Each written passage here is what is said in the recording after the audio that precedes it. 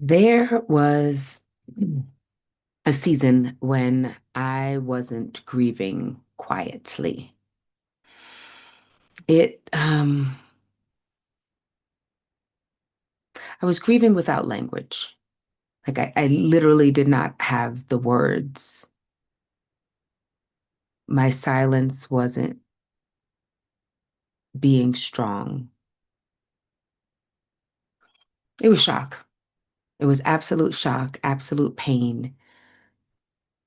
And it was not having the words for what just happened. Parents are not supposed to bury their children, right?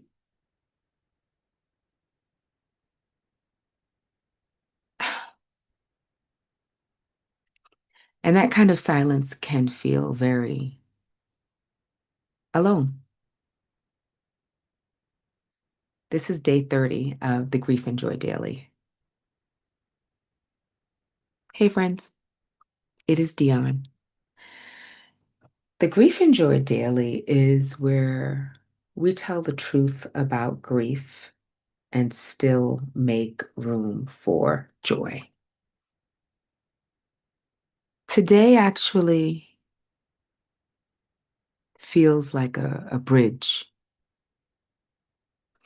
I recently finished the first cohort of the holding space. We met for 12 weeks.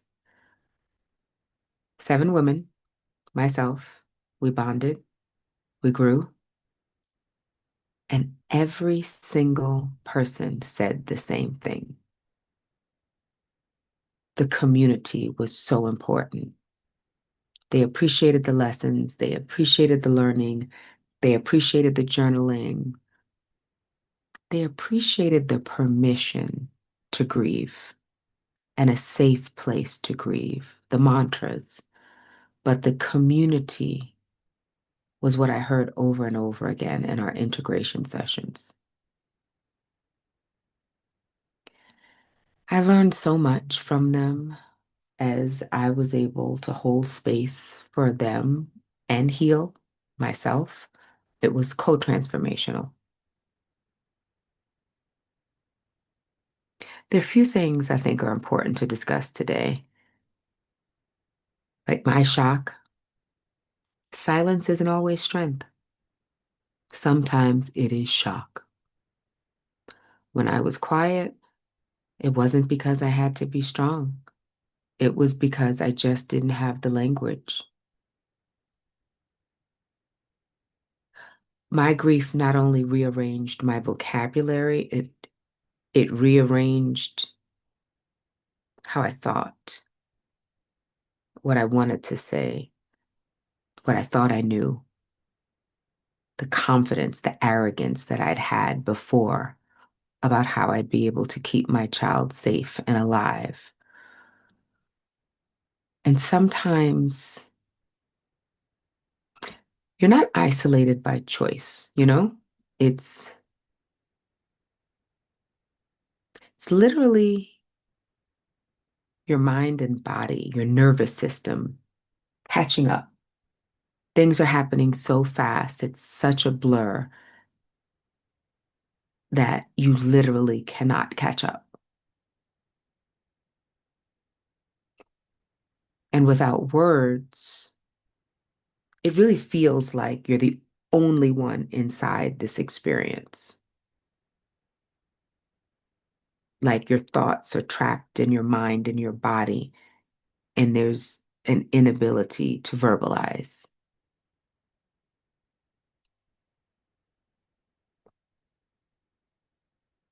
And community changes the body. Like in those 12 weeks, so many powerful things happened. I literally would have to grab my journal to reflect on what I learned from them. Like I went into it with a clear curriculum for 3 months. And what I learned wasn't, I don't know, it wasn't dramatic. It wasn't an aha, mind blowing. It was the watching the boxes were all on Zoom and seeing the nods and hearing the collective, the nod. And when someone would raise their hand and then say, I thought it was only me. There was no comparison whether the grief was less than a year or over 10 years. There was clear, loving recognition.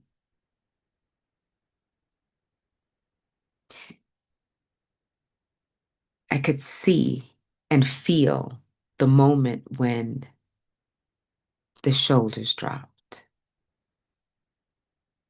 because they realized they weren't strange.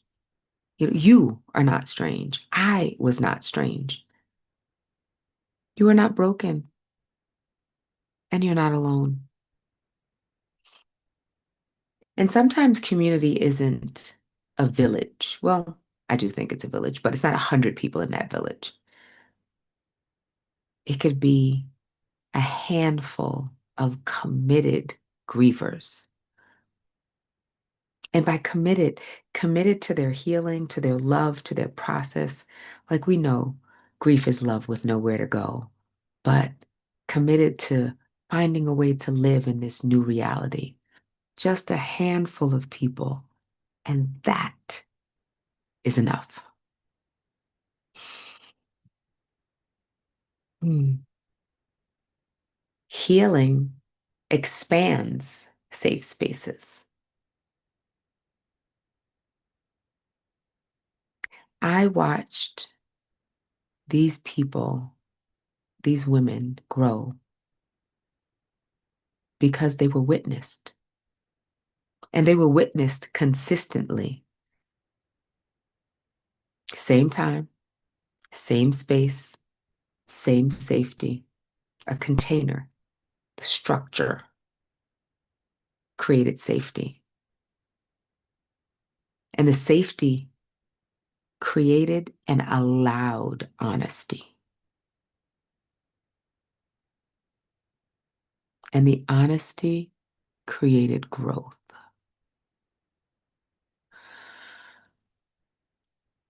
And nobody was fixed because nobody was broken. But the witnessing, the showing up, the sharing, the crying, and sometimes the being silent and off camera and typing in the chat, the interaction, they all knew they did not have to carry it alone. Healing expands safe spaces. Even as I sit in Kenya talking to you, my safe space has expanded globally. Community changes the body. And the way I can be in community now is bigger and so much more than what it was in the past. And with that experience for myself and others, I'm so clear that I was not the strong, silent type. It was shock. And I can see and feel what that looks like in others to hold them without touch, but in the space. Where in your life are you still carrying something because you haven't had the language or the space to put it down, to get it out?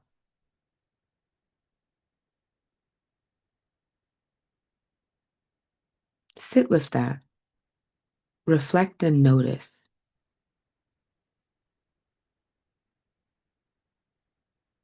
Let's see what the cards have to say. What will they add today to this conversation?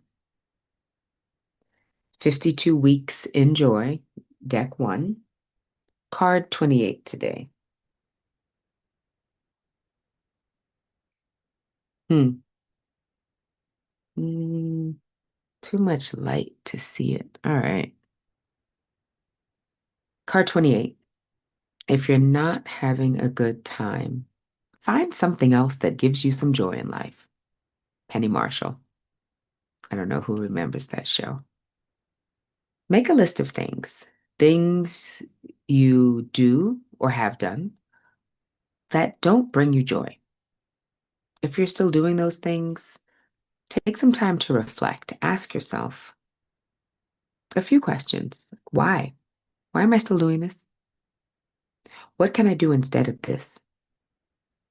Who can I talk to about this? Who's in my corner? How can I help?